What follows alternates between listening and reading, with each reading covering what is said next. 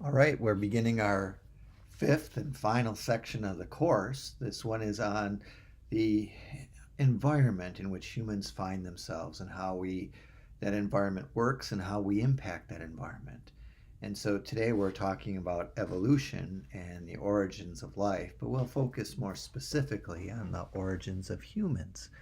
And this builds on our knowledge of the anatomy and genetics of humans and of all organisms in general. And it brings in information from a bunch of other sciences: chemistry, archaeology, geology, and physics.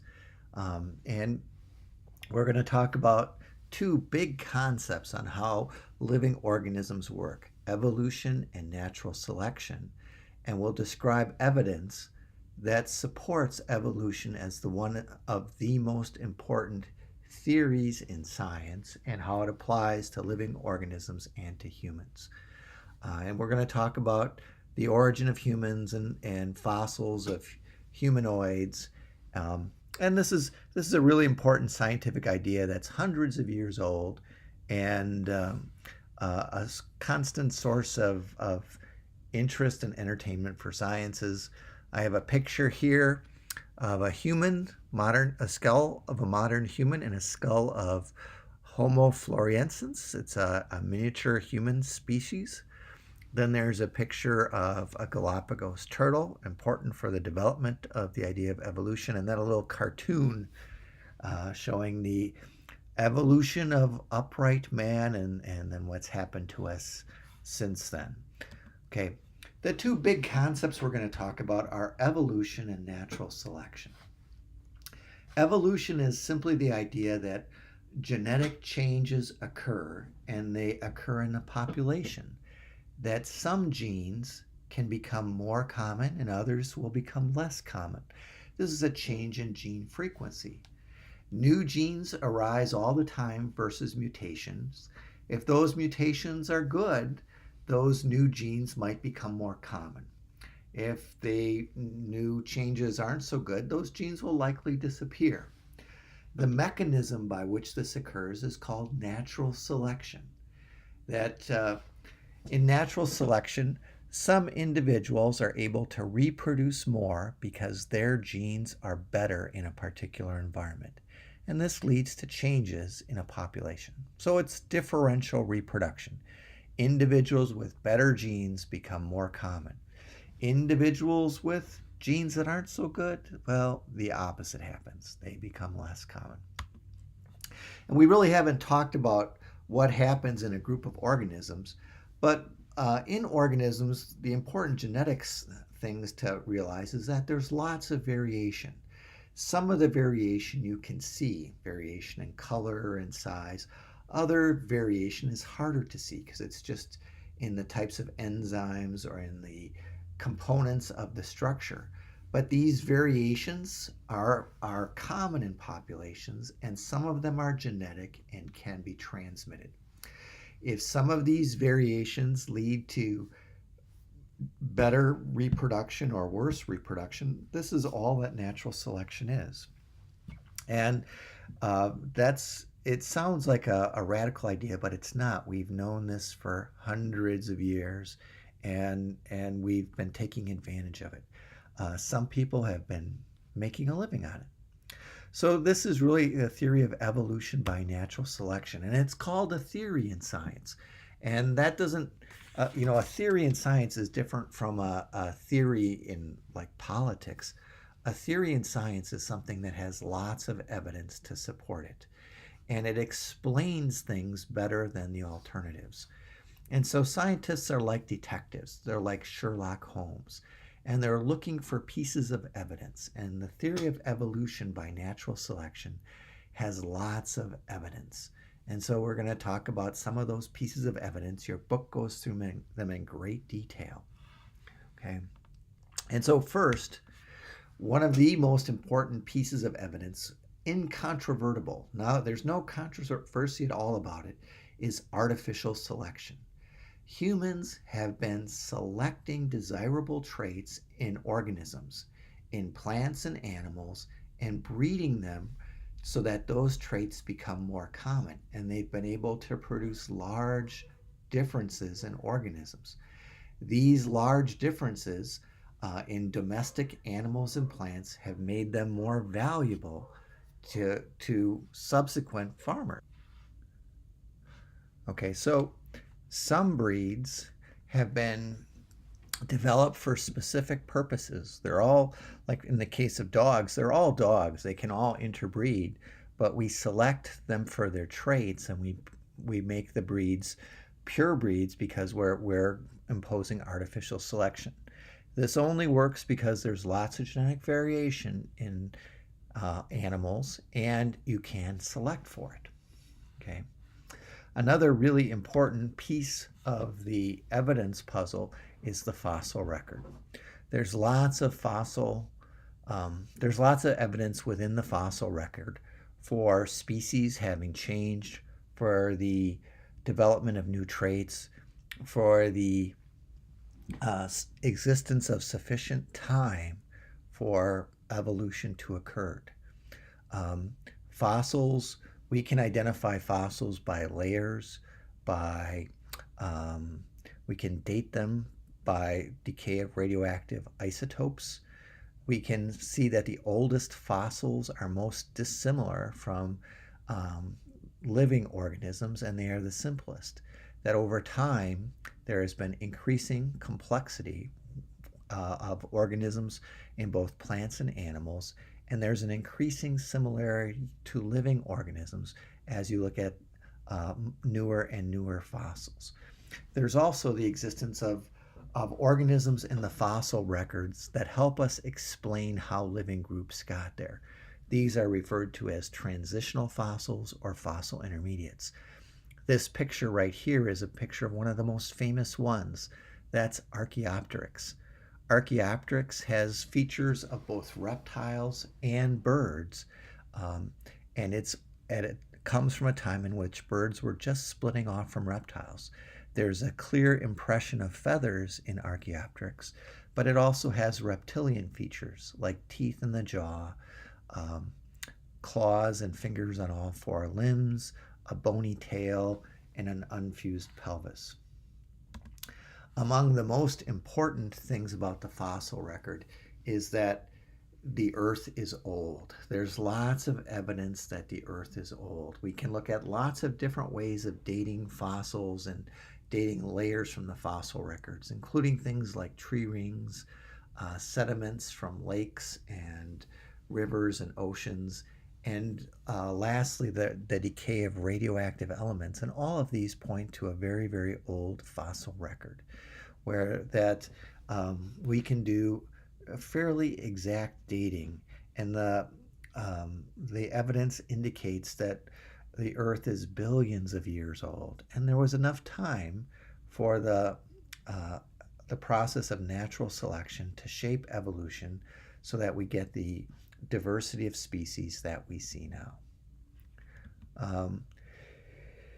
In addition, we can look at structures in both living and dead animals, and we can see that some cases structures are similar because organisms shared common ancestors, and we can tell this because these structures develop from the same tissues and embryos, and that we can look at like vertebrates, and they're all similar early in their embryonic development, and they become more and more different as time passes.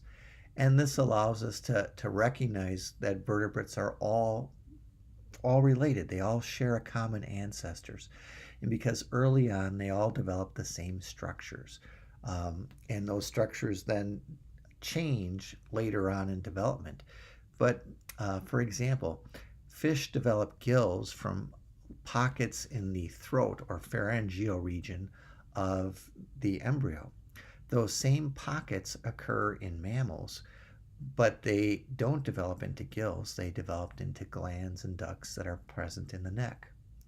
Likewise, the homology of the front limb in vertebrates shows that the same number of bony elements are present whether you're looking at the limb of a human, a cat, a bat, a porpoise, or a horse, that These form from the same structures in the embryonic tissue, and the same genes are active, but they develop more and more differences the later on you go.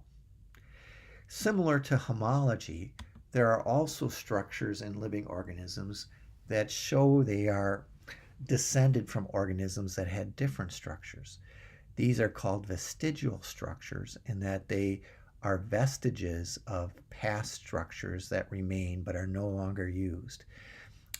Some examples of these are hip bones in whales, the appendix and pharyngeal pouches in humans that sometimes develop into gills, legs or spurs that develop in snakes like boa constrictors. There's many, many more of these. And these structures clearly had a use in an ancestor, but are no longer used in the living animal. One of the best ones of these are the hip bones you find in whales, or hip bones in other legless vertebrates like snakes. These bones were clearly needed in ancestors that had legs, but as legs were lost, the bones remained even though they have no function. Likewise, we see those similarities in molecules, that many organisms have molecules or share molecules with other organisms, and those molecules share same structures but have or same functions but have differences in structure. A good example is the molecule hemoglobin. Hemoglobin is found in all vertebrates and even more, and it always has 4 chains and structures called heme groups, and it always carries oxygen. However, the molecule differs in structure, and these differences become larger and larger as you look at more distantly related organisms like sharks and humans. But hemoglobin's even found in organisms like insects and plants. And so we see this, and it's an accumulation of differences over time causes those things to be different. Another important piece of evidence for evolution was the idea that the distribution of plants and animals is a reflection of where they've developed and of reproduction. And this helped answer a lot of the biggest questions about biology. Why are there so many species? Why are only certain species on islands? Why do islands have so many unusual species that are found nowhere else? And why do island species always resemble the nearest mainland? One of the puzzles that evolution helped explain was that islands had an unusual amounts of flightless birds. Flightless birds were relatively rare on mainlands, but are very common on islands. And that's because birds have the ability to reach these islands, and often these islands had no species on them when the birds reached them. And so birds were able to survive there in open niches because they didn't need their wings. There were no predators to escape. They lost them, or they become smaller, and the birds became large flightless birds. Okay, even more than explanation of the world around us, the theory of evolution and natural selection helps us answer really big questions about us. What is our origin, and where do we come from, and what evidence? And we look at the same evidence when we're asked these questions about humans as we do when we ask them about other living organisms. We looked at living and extinct organisms. We look at their anatomy, their behavior. We look at their ecology, and we look at their genetics and their DNA. First of all, humans are clearly vertebrates. We have bone. Only vertebrates have bones.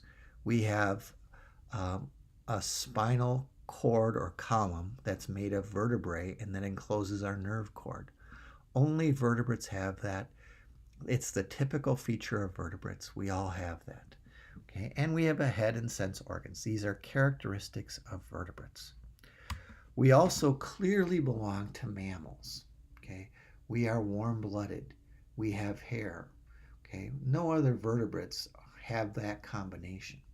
We share the reproductive characteristics of mammals. We give birth to live young, which we nourish via a placenta. And we have mammary glands that we nourish them after they're born. We, like other mammals, have specialized teeth, large brains, and flexible behavior. And among the mammals, we most resemble the primates.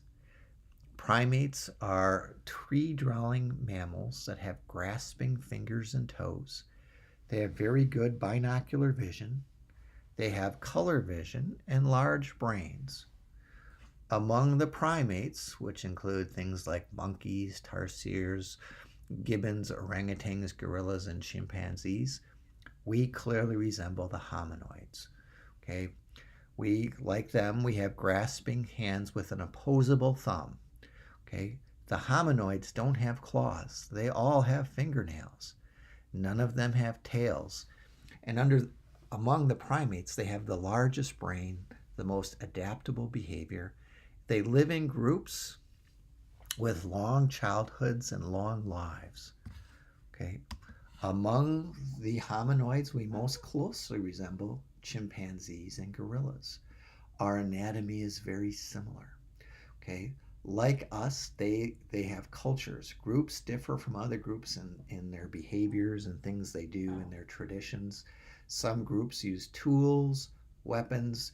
We're able even to teach some of the chimpanzees and gorillas American Sign Language.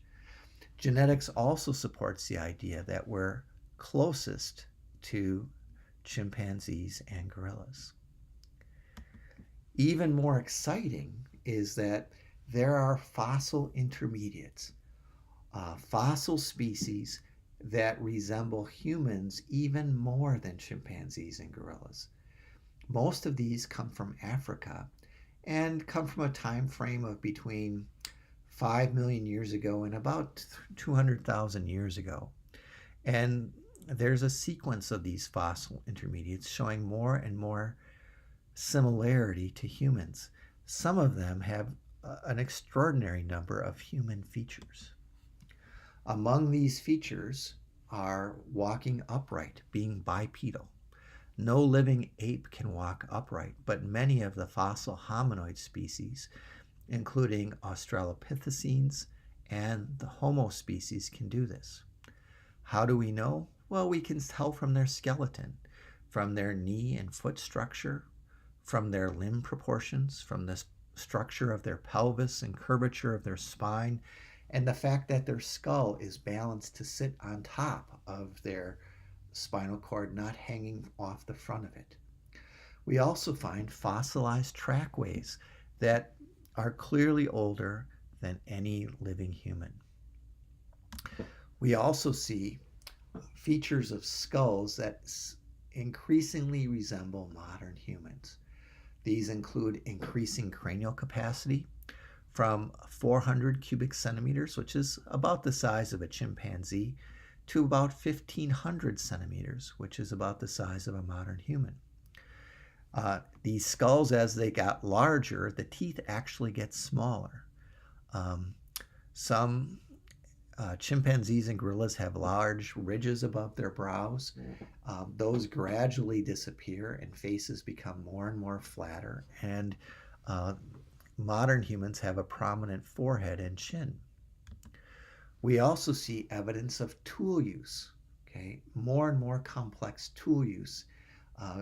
Chimpanzees, orangutans, they can use simple tools, but some of the fossil hominid species like Homo erectus and the Neanderthals clearly used complex stone tools, and they clearly attach stone tools to wooden handles, like in the production of spears and axes.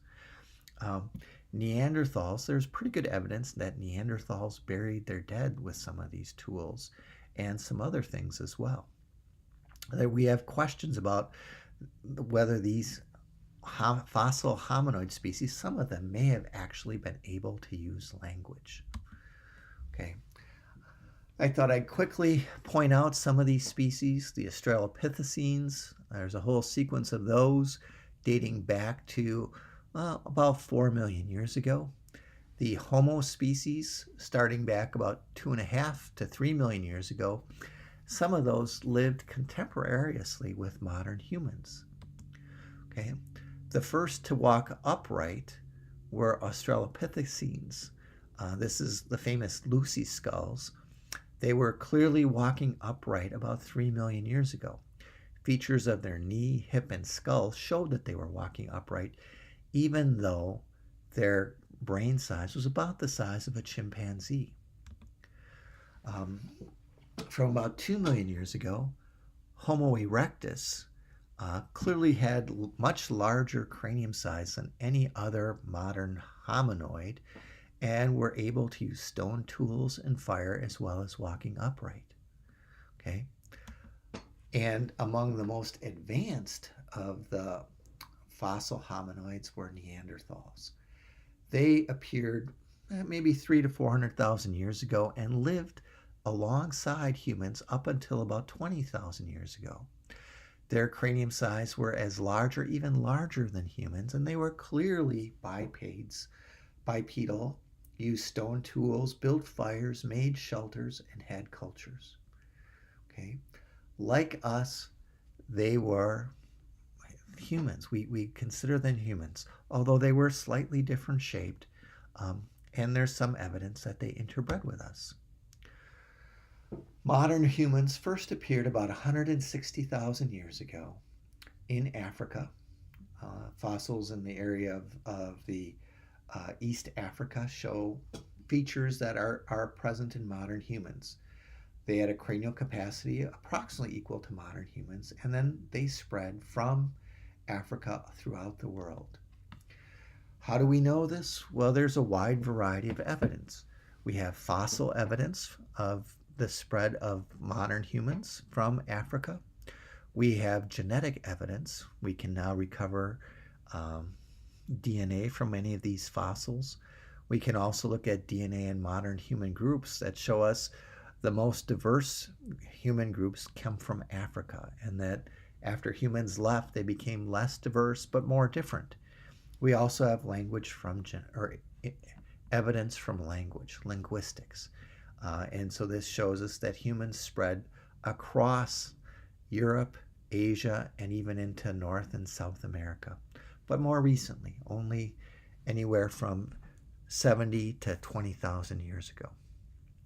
So again, lots of evidence of evolution, not only of other organisms, but also evolution of humans. All right, so excellent story, lots of evidence, a long chapter. Read carefully.